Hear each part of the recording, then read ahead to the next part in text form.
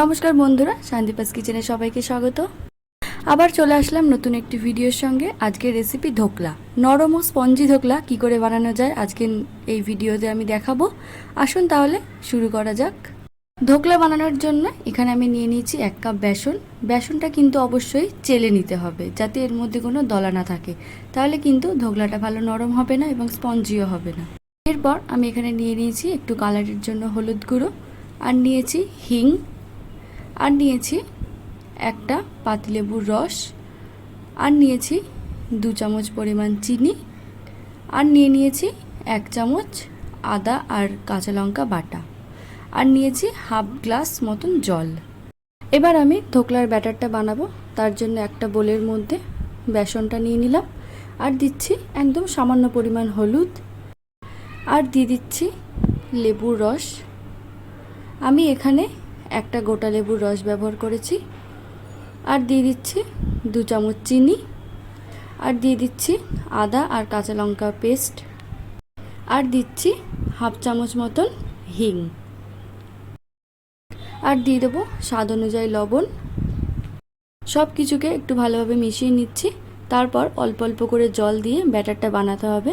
জল কিন্তু একবারে দিয়ে দিলে ব্যাটারটা বেশি পাতলা হয়ে যাবে, তাহলে কিন্তু ধোকলাটা ভালো হবে না। ব্যাটারটা কিন্তু খুব ভালোভাবে ফেটাতে হবে, আর একটা দিকে খেয়াল রাখতে হবে যেন একদিকভাবেই ফেটানো হয়।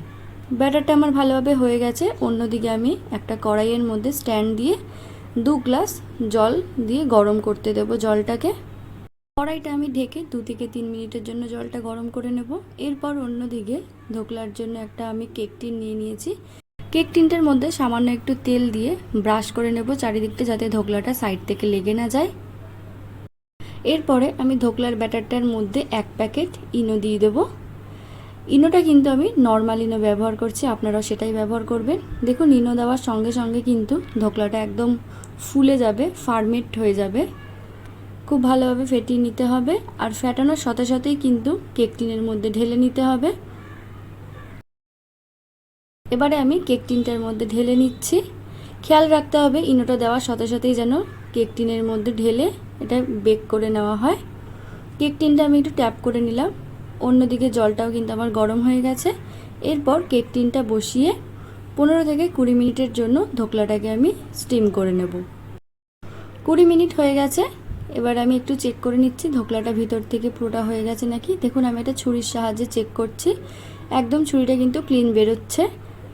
অন্যদিকে ধোকলার তড়কা বানাবো, তার জন্য আমি নিয়ে নিয়েছি একটা ননস্টিকের ছোট প্যান। তার মধ্যে আমি দিয়ে দিলাম তেল, আর দিয়ে দিচ্ছি 1 চামচ পরিমাণ সর্ষের তেল, আর দিয়ে দিলাম 3-4টে কাঁচা লঙ্কা চেরা। লঙ্কাটা একটু ফ্রাই হয়ে গেলে তার মধ্যে দিয়ে দিচ্ছি 8 থেকে 10টা কারি পাতা। কারি পাতাটাকেও একটু ভেজে নিতে হবে। তারপর আমি দিয়ে দিচ্ছি এর মধ্যে হাফ কাপ মতন জল। জলটা দিয়ে জলটাকে একটু সামান্য ফুটিয়ে নিয়ে 2-3 সেকেন্ড ধরে এর মধ্যে দিয়ে দিচ্ছি একটা লেবুর রস, আর দিয়ে দেব 2 চামচ চিনি, আর দেব স্বাদ অনুযায়ী লবণ। সব কিছু যেন টক মিষ্টি এবং লবণ ঠিকভাবে হয়, তবেই ভালো হবে। জলটা সামান্য ফুটিয়ে একটু ঠান্ডা করে নিতে হবে। ধোকলা বানানোর সময় একটা দিকে খেয়াল রাখতে হবে ধোকলাটা যেন খুব গরম না হয়, আর ধোকলার যে তরকাটা বানিয়েছি সেটাও যেন খুব গরম না হয়, তাহলে কিন্তু ধোকলাটা ভালো হবে না, স্পঞ্জিও হবে না খেতে। ধোকলাটা কিন্তু খুব বেশি ঠান্ডা হয়নি, হালকা গরম আছে। এবার আমি একটা প্লেটের মধ্যে এটাকে ঢেলে নিচ্ছি। খুব সুন্দরভাবে বেরিয়ে আসবে, চারদিক থেকে একটুকু লাগবে না। দেখুন, আমি চৌকো করে ধোকলাগুলো টুকরো করে কেটে নেব। আপনারা কিন্তু আপনাদের পছন্দ অনুযায়ী শেপে কাটতে পারবেন। যেভাবে ধোকলা তৈরি করে দেখালাম আপনারা এইভাবে তৈরি করে দেখবেন, আপনাদের ধোকলাও কিন্তু ঠিক এরকমভাবে নরম এবং স্পঞ্জি তৈরি হবে। দেখুন, আমার ধোকলাটা কিন্তু কাটা হয়ে গেছে। কত সুন্দর নরম এবং স্পঞ্জি তৈরি হয়েছে। এটা খেতেও কিন্তু খুব সুস্বাদু হয়। এবারে আমি যে তরকাটা বানিয়েছিলাম সেটা ধোকলার ওপর দিয়ে দেবো। এই তরকাটার জন্য ধোকলাটা কিন্তু খেতে আরও বেশি ভালো লাগে। টক মিষ্টি লবণ সব কিছু সমানভাবে হলে ধোকলাটা কিন্তু টেস্ট আরও দ্বিগুণ হয়ে যায়। আজকের রেসিপিটা ভালো লাগলে অবশ্যই শেয়ার করবেন, আর ভিডিওটা ছেড়ে যাওয়ার আগে চ্যানেলটা সাবস্ক্রাইব করার অনুরোধ রইল। ভালো থাকবেন, সুস্থ থাকবেন। দেখা হবে আবার নতুন কোনো ভিডিওর সাথে।